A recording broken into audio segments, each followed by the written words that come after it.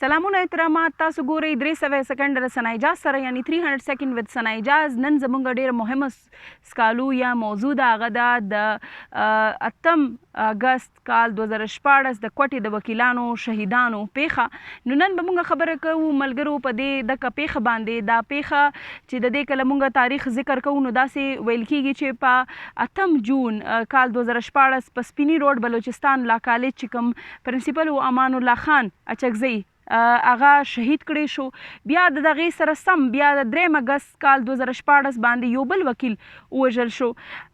اسد الله ترین خپل کتاب شهدای 8 اګست کې لیکي چې دغه دوه واقعات چې وو دا په باقاعده په پلان باندې کړی شوي وو چې دې ته به وکیلان رايوځای شي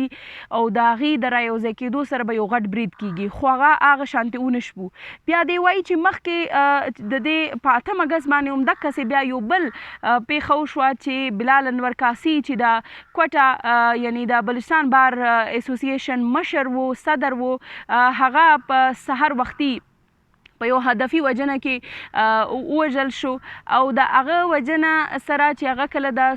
کوټې سیویل اسپتال ته راوړلی شو نو هلته بلاشې د کوټې وکیلان او هغه وخت کې جرنلستان دا ټول رايوځای شو هلته د دې بدې پیښې د غندنې دپاره، او چې هلته څنګه دا ټول خلک رايوځای شو نو هلته یو ځانمرګي برید وکړی شو او هغه ځانمرګي برید کې هغه وخت تقریبا 15 کسان شهید شول. په دغه 15 کسانو کې یوه ښځه او یو ماشوم هم شامل وو او د ایډوکیټ همایون کاسي مطابق په دې کې 10 د سپریم کورټ وکیلانو او 450 چې کوم دي دا د های کورټ سینیر وکیلانو. یعنی په دغه پیښه کې دغه وخت 15 وکیلانو مطلب دی د یو مکمل جنریشن د بایللو، او دا وکیلان داسې نه وي چې یو ورځ 2 ورځې کال 2 کال کې جوړ شي، بلکې څو لسیزې لګي چې داسې خلک را جوړ کړي شي. نو یو قسم لکه مونږ ووایو یو کریم د یو د کوټې ښار د بلوچستان د سیمې د جنوبي پښتونخوا هغه وبیلل شو، بلکې هغه ووژل شو. او کو داسې ورته ووایو چې که د هغې د ډیفینیشن لاندې ورته وګورو د ټول وژنې یا د نسل وژنې نو هغې کې هم دا راځي. دغه وخت چې کوم وزیر اعلی او ثناء الله زیری صاحب هغه بغیر د انویسټیګیشن رپورټ راغلی یا هیڅ قسمه معلومات راغلو نه بغیر دغه وخت د یو پرایویټ ټي وي چینل ته په انټرویو کې ویل چې دا د هند استخباراتي ادارې را د طرف نه کړې شوې ده. خو بیا د بي بي سي د راپور مطابق دغه وخت د طالبانو یو څانګې جماعت الاحرار ومنله د دې ذمهواري او ویل چې دا مونږ کړي دي دا دواړه پیښې. خو بیا د قاضي فایز عیسی چې کوم راپور دی د کمیشن د هغې مطابق نه صرف جماعت الاحرار بلکې دې کې لشکر جنګ وي هم د دې ذمهواري چې هغه اخیستې وه. دغه وخت چې کوم وزیر اعلی او وزیر اعظم نواز شریف او د چیف اف آرمی سټاف چې کوم د فوز مشر هغه راحیل شریف دی دواړه هلته کوټې ته د ټپیانو تپوس له هم ورغلي وو. او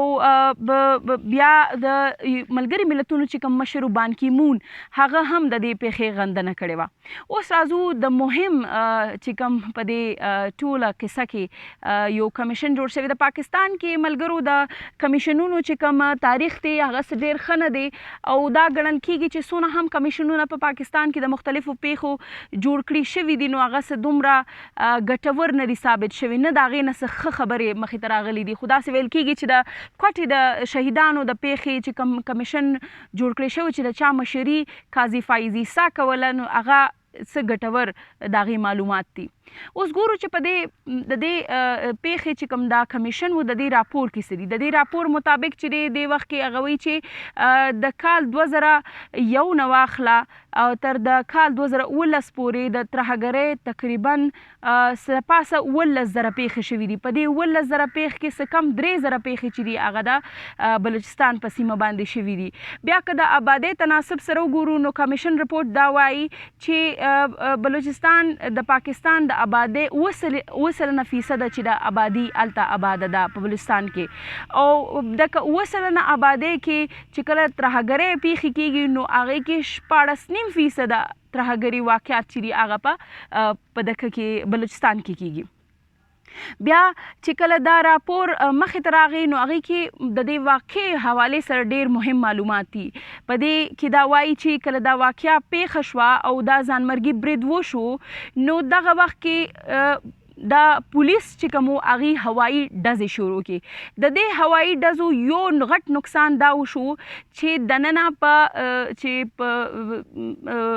چې کوم ایمرجنسي ډپارټمنټ وایي کې دننه چې کوم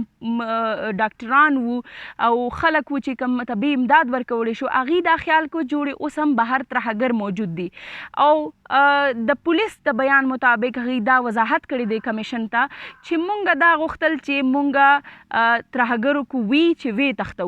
نو کمیشن کې قاضي فایزي صاحب دا لیکلي چې اوسه پورې مونږ ته یا زمونږ چې کوم د سکیورټي ادارې دي نو دې ته اوسه پورې د ترهګرو سره ډیل کولو لکه معلومات نشته. دا یو تکلیف دی خبر دی او د دې د وجې نه بلا شي ټپیان چې هغه بچ کړي دي شو هغه د دې ډزو د وجې نه بچ نه کړي شو. خو بیا هم یو مثبت شی چې پکې لیکل شوی دی هغه دا دی چې دغه وخت کې یو ډاکټره شهلا سمی نومیده چې هغه راغله او هغې د خپل وس مطابق چې څونه خلک بچ کولی شو هغه بچ کړي شو. او خو د هغې سره یو بل حقیقت دا دی چې دغه ورځ باندې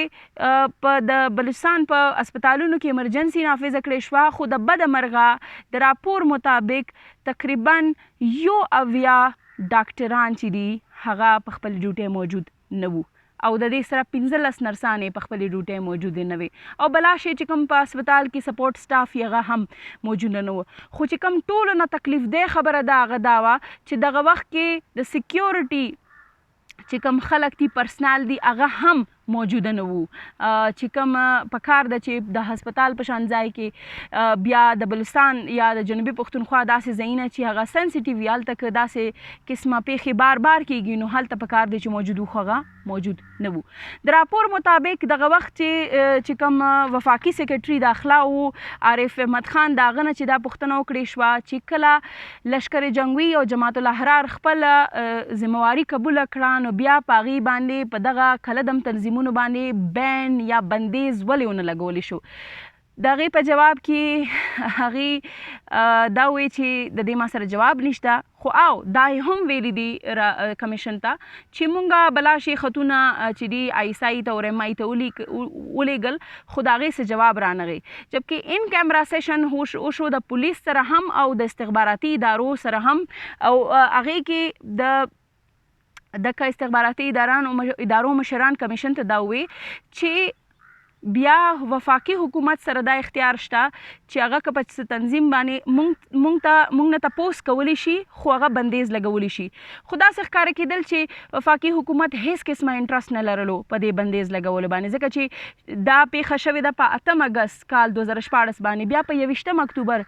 کال 2014 باندې د دغه وخت چې کوم انټیریر منسټر چودھری نثار هغه ملاویږي په 21 اکتوبر 2014 باندې د 3 مختلفو کلدم تنظیمونو یو وخت کې مشر چې کوم دی محمد احمد لودیانوي هغه سره ملاویږي په اسلام آباد کې د هغه ګریوینسز اوري د شناختي کارت په هکله د هغه تکلیفونه اوري او د هغې د هغه مسایل حل کولو هغه سره ژمنه کوي. کمیشن هغې ته هم ووی خو بیا چودھری نثار دا وی د کمیشن رپورټ په حق هغه دا وایي چې دا یو بس یو رپورټ دی او خواجه آصف هغه وخت کې د هغې حکومتو د هغې مطابق دا د یو جج رای کیدی شي. نو دونه مهم رپورټ او دونه مهمه ښکاره چې دا دونه سیزونه وشو د دې هر څه سره هیڅ قسمه څه مخې ته رانه خو او لږ شانتې اخر کې به د دې هم خبره کوو. دې کې بلا شی میندې وې چې هغه وخت کې موږ د BBC یو راپور دپاره هغه انټرویو کړی وی په هغې کې د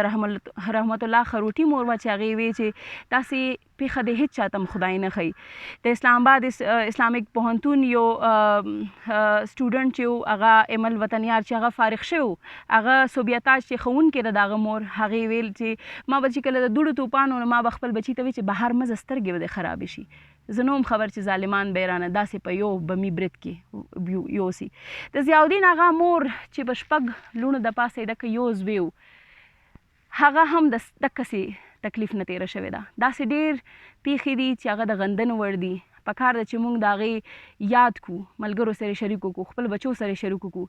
کربلا یو ده چې خلک یادوي، خو په پښتنو ډېرې کربلا تېرې شوي دي. خدای دې داسې پیښې په پښتنو نورې نه راولي